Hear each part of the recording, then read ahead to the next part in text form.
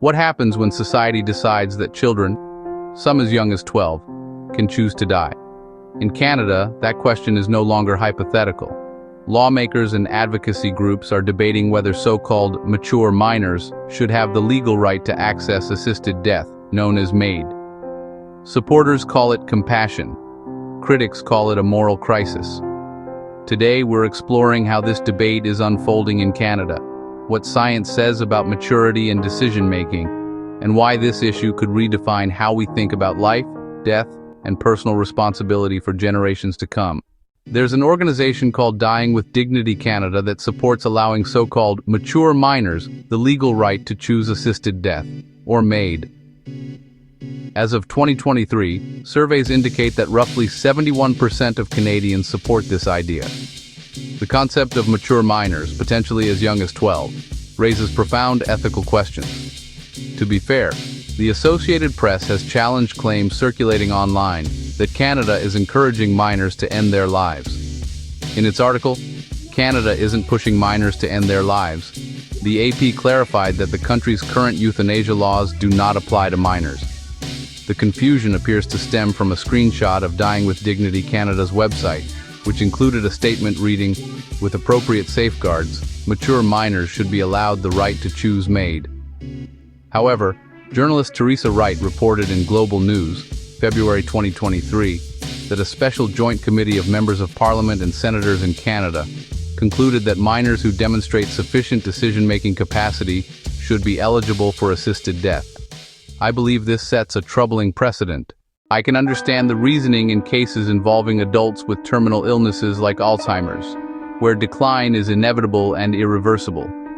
But extending this to minors, or to individuals struggling with mental health conditions, such as bipolar disorder or depression, feels deeply troubling. I cannot accept the notion that a child is capable of choosing death. Decisions about life and death should never be treated like a checklist on a medical form. These are matters that demand the utmost seriousness, empathy, and moral reflection.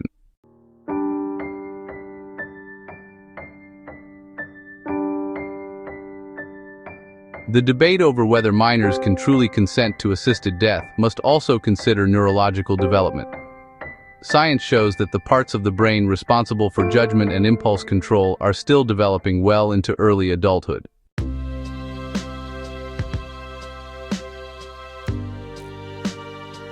This region of the brain governs higher-level functions such as planning, reasoning, and controlling impulses. It does not fully mature until around age 25, which is why many experts argue that full cognitive maturity, and therefore full consent capacity, is not reached until this age.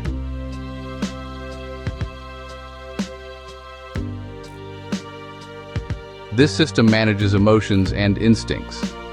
The connections between the limbic system and the prefrontal cortex continue developing into a person's early 30s, meaning emotions can heavily influence decision-making in younger individuals.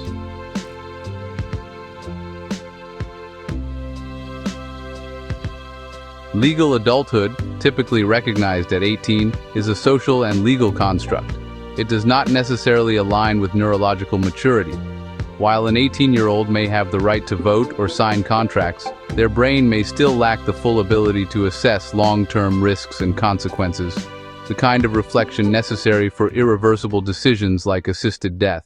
When science, ethics, and compassion intersect, the question becomes not just whether minors can choose assisted death, but whether society should ever ask them. Until we can guarantee that their minds and emotions are fully equipped for such irreversible decisions, expanding MAID to include minors is not progress. It is peril. When the power to decide life and death reaches the hands of children, we must ask, are we showing compassion or surrendering our moral responsibility? True compassion protects life, especially when that life is vulnerable, uncertain, and still learning what it means to live. If you found this discussion meaningful, take a moment to share your thoughts below. Do you believe minors can truly consent to something this final? Thank you for watching, and until next time, stay informed, stay compassionate, and never stop asking difficult questions.